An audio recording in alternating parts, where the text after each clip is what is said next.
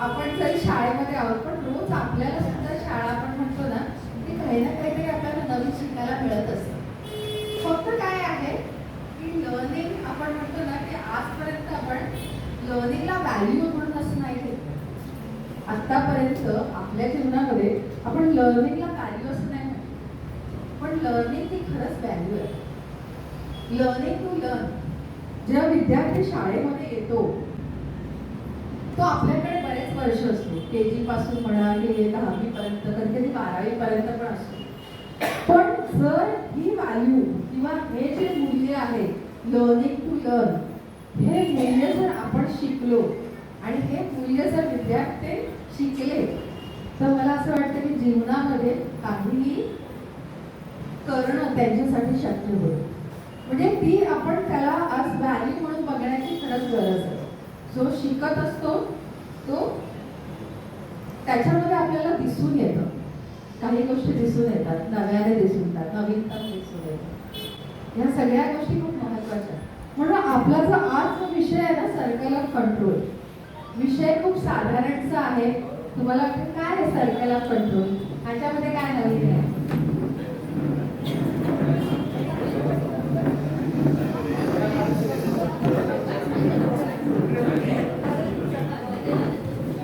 परंतु हे जे कंट्रोल सर्कल ऑफ कंट्रोल आहे ना, हा विषय किंवा हे जे आहे ना ते आपल्याला प्रोफेशनली पण यूज करू शकतो आणि आपल्या जीवनामध्ये आपण त्याला इंडिव्हिज्युअली पण यूज करू शकतो. म्हणजे आपल्या पर्सनल लाईफसाठी आणि आपल्या प्रोफेशनल लाईफसाठी, हे दोन्ही लाईफसाठी तेवढंच महत्त्वाचं आहे. मग हे टूल आहे, हे काय आहे? टूल आहे. टूल म्हणजे काय? साधन. हे काय आहे? साधन आहे. आणि हे साधन आज आपण तुमच्यापर्यंत घेऊन येणार आहे. आणि आज आपल्याला केवढा अजून वेळ मिळेल मला माहित नाही, पण आपल्याकडे खूप वेळ कमी आहे. तर मला असं वाटतं की आपल्यातले 2-3 जण आहेत ना त्यांनी यावं आणि एक भूमिका आहे, ती भूमिका हे करायची आहे. त्याच्यामध्ये आहे की HM जे आहेत ना, कोण येतात समोर? 3 जण या, 3-4 जण ऍक्टिंग करायची.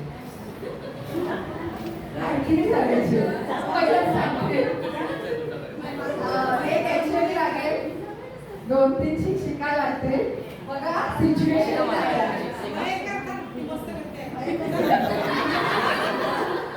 आता बघा इथे सिच्युएशन सांगते. आपल्याकडे वेळेचा अभाव असल्यामुळे थोडं सिच्युएशन पण सांगते.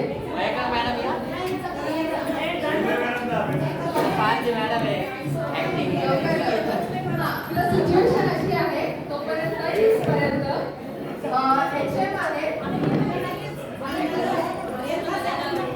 लक्ष द्या. एका संस्थेला, एका सभेला संबोधित करत आहे. बघा HM एका सभेला संबोधित करत आहेत. एका शिक्षिकेबद्दल टीका करत आहेत. काय करत आहेत? टीका. जिने HM ने दिलेले कार्य घेण्यास नकार दिला. जिने काय केलं? HM ने दिलेलं कार्य घेण्यास नकार दिला. आता तिने काय सांगितलं? तिच्यावर जास्त ओझं असल्याचं नमूद केलंय. आणि HM इतर शिक्षकांना यापुढे कोणत्याही कामासाठी नकार देऊ नका असा इशारा करतात. लक्षात आली या सिच्युएशन? आपली रिलेटेड आहे. मग आता यांना ते सादरीकरण करायचं आणि आपण ऐकायचं काम करायचं. त्याच्यामध्ये जेवढे घालत राहू ना तेवढं ते स्ट्रॉंग होत राहतं आणि वाढत जातं, की जेणेकरून तो जो नो कंट्रोल आहे ना ते एवढासा होतो, आपल्याला कधी होईल तो कळणार नाही. म्हणूनच त्याच्यासाठी आहे ना आपल्याला खूप विचारपूर्वक निर्णय घ्यावे. म्हणून मग तो टॉपिक जो घेतला ना रिॲक्ट अँड रिस्पॉन्स, तो त्याच्यासाठी जेव्हा आपण तो रिस्पॉन्स करायला शिकू ना तर आपोआपच या गोष्टी आपण कंट्रोलमध्ये आणण्यासाठी प्रयत्न करू. आहे तो समारोपाचा. सर्वप्रथम उद्या दिनांक 8 मार्च सर्व महिला भगिनींना महिला दिनाचे औचित्य साधून सर्वांना हार्दिक शुभेच्छा शाळेतर्फे.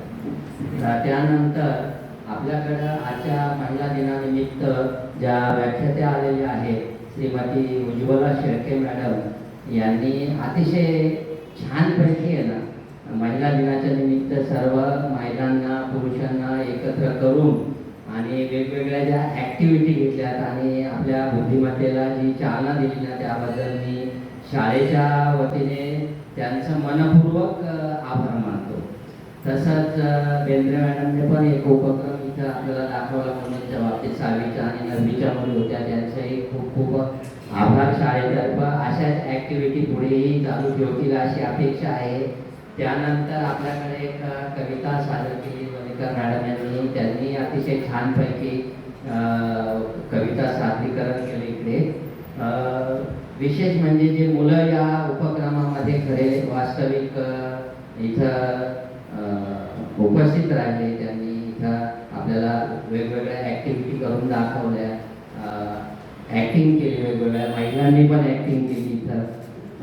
त्यांचाही शाळेतर्फे मनपूर्वक आभार. आणि आपल्याकडं महिलांचा स्टाफ जास्त आहे, महिलांचं प्रमाण जास्त आहे. संगणकाच्या शिक्षिका पण इकडे उपस्थित राहिल्या, त्यांचंही शाळेतर्फे खूप खूप मनपूर्वक आभार.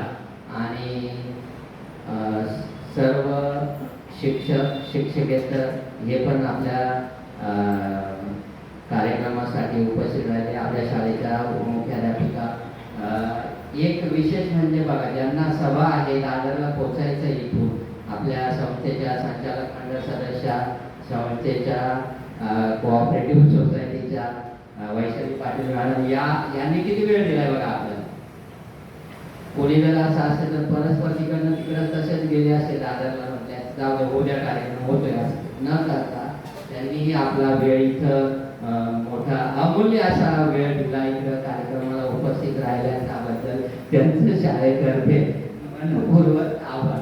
चुकून जर कोणाचं आणखी काही आभार आहे मानायचे राहिले असतील तर त्यांचेही सर्वस्वी शाळेतर्फे सर्वांना आभार व्यक्त करतो. आणि इथं कार्यक्रम संपल्यानंतर सगळ्या शिक्षकांनी इथं नामायचं आहे, त्यांचा एक ग्रुप फोटो आपल्याला घ्यायचा आहे. धन्यवाद. आणि कार्यक्रमानंतर आपण इकडे टीचरमध्ये जेव्हा जाल तेव्हा सर्वांना एक अल्पोपहार महिला दिनानिमित्त देण्यात येणार आहे, त्याचा आस्वाद सगळ्या शिक्षकांनी घ्यायचा आहे. धन्यवाद.